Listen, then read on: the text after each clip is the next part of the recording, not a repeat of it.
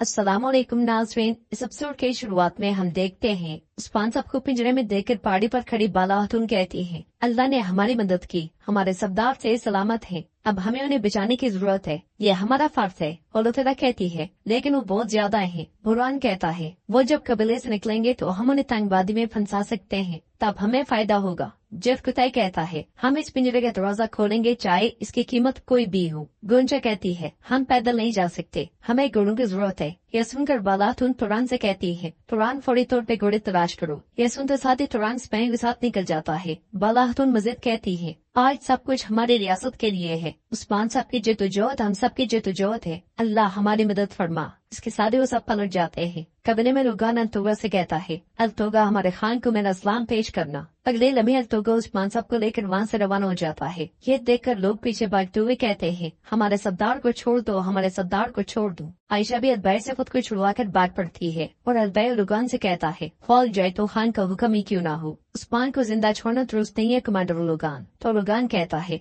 जब तक वो सांस ले रहा है क्या तुम हुकूमत में उसके साय से डरते हो, डरो मत, हम सिर्फ तुम्हें अपने साय में हुकूमत करवाएंगे। रुकास कहता है अलबैत ठीक कह रहा है रुगान, तुम्हारे पास जब मौका था तो उस्मान को मार देना चाहिए था। बाला और खान वो सब गायब हैं, वो कभी उस्मान का पीछा नहीं छोड़ेंगे। तो रुगान कहता है मैं भी यही चाहता हूँ, वो उस्मान तक पहुँचने की कोशिश करें, वो मेरे शिकार होंगे। इसके साथ ही सब आगे बढ़ते हैं तो यूसुफ बेगम से पूछता है बहन ये तुमने क्या किया है, तुम उस्मान साहब को कैसे धोखा दे सकती हो। बेगम कहती है हम बात करेंगे भाई, सिपाहियों यूसुफ साहब को रिहा करो, ये भाई साहब के साले हैं। यह सुनकर यूसुफ कहता है बहन क्या कह रही हो, मंगोल उसे छोड़ देते हैं। और सरोजा कहता है पहले से ही जाहिर था कि आप ऐसा करोगे बेगम खातून, तुम दोनों बददार हो। बेगम आगे बढ़ जाती है और यूसुफ से देखते हुए कहता है ये तुमने क्या कर दिया बहन। अल्तोगा उस्मान साहब को लेकर कबीले से निकल रहा होता है, लोग भी उस्मान साहब के पीछे पीछे आ रहे होते हैं। अल्तोगा उस्मान साहब से कहता है मरे तो नहीं लेकिन तबरेज में तुम इससे भी बदतर जायका चखोगे। उस्मान अपने लोगों को बेबस देखकर उस्मान साहब को बहुत दुख होता है। अल्तोगा मजीद कहता है तुम कभी भी अपने कबीले में वापस नहीं जा सकोगे।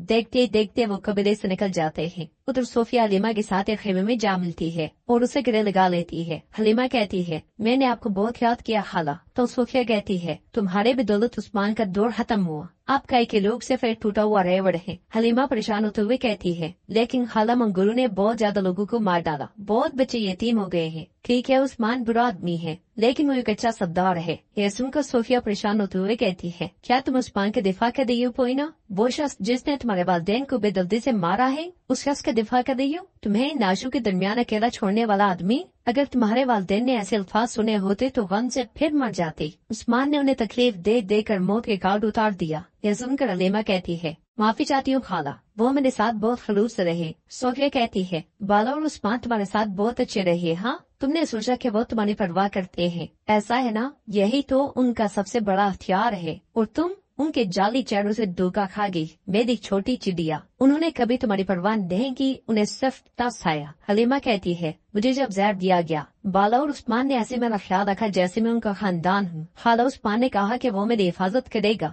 बातें करते करते हलीमा खुश भी होती है और उसकी आंखें भर आती हैं। ये देखकर सोफिया मजीद परेशान होते हुए कहती है नहीं पोइना नहीं, उनकी बातें जहर आलूद हैं, उन्होंने तुम्हें इस हाल में डाल दिया, देखो तुम्हारे साथ कोई नहीं है। ये कहते साथ वो उससे गले लगा लेती है और मजीद कहती है अपने गुस्से को याद रखो, अपने वालिदैन को याद रखो, रोना तुम्हें बिल्कुल भी जेर नहीं देता। हलीमा कहती है आप ठीक है नहीं है खाला, मैं उनकी चालों से धोखा खा गई। सोफिया कहती है आज इंतकाम का दिन है, उस्मान के पीछे जाओ और उसे मार डालो, उस्मान को अपने वालिदैन की राहत के लिए मार डालो। हलीमा कहती है मेरा आपसे वादा है, मैं वादा करती हूँ कि मैं उसे मार डालूंगी खाला। खाला मुझे उस्मान का खास पालतू घोड़ा चाहिए, मैं उस पर सवारी करूंगी। सोफिया पूछती है क्या तुम उसे काबू कर सकोगी। यह सुनते साथ ही हलीमा मुस्कुरा देती है। जंगल में उर्हान खातिन और सिपाहियों के साथ मंसूबा तरतीब दे रहा होता है और कहता है मंगोल हमेशा ये रास्ता इख्तियार करते हैं, उनके नौकर इन जगहों पे चुकन्ना होते हैं। अलाउद्दीन कहता है हमें उन्हें पकड़ना है इससे पहले कि वो हमारे सऊदों से निकल जाएं। बाला खातून कहती है हमें फिर जल्दी से मुख्तसर रास्ता इख्तियार करने की जरूरत है ताकि हम गात लगा सकें, हम सऊदों से पहले उस्मान को वापस ले आएंगे, अल्लाह हमारी मदद फरमाए। अगले लम्हे वो सब घोड़ों पर सवार होकर रवाना हो जाते हैं। कबीले में हम देखते हैं कि बाला खातून की घोड़ी बहुत ज्यादा बेचैन होती है। ये देखकर बेगम उसके पास आती है और पूछती है यहाँ क्या हो रहा है। तो मंगोल सिपाही कहता है बाला खातून की घोड़ी बदहवास है, ये भागने की कोशिश कर रही है। मंगोल चला जाता है और बेगम घोड़ी से प्यार करते हुए कहती है, अलाजा क्या तुम बाला के पास जाना चाहती हो? बाला ने तुम्हें छोड़ दिया है, तुम परेशान ना हो, तुम मेरे सवार बनोगी। इसलिए मैं वहाने वाला अलबाई कहता है, बेकार कोशिश मत करें, ये बाला के अलावा किसी को सवारी की इजाजत नहीं देती, ये अपने मालिक के वफादार है। तो बेगम कहती है, यहाँ के लोगों और इस घोड़े की बाला से वफादारी को काट फेंकूंगी, ये सब बाला का नाम भी भूल जाएंगे। और तुम क्या उस्मान की जगह ले सकते हो? अलबई उसके पास आते हुए कहता है, मैं आपकी तरह बेसब्रा नहीं हूँ, मैं अपने वक्त का इंतजार कर रहा हूँ। वक्त आने पर उस्मान का नाम और निशान भी गायब हो जाएगा और मेरा राज शुरू हो जाएगा।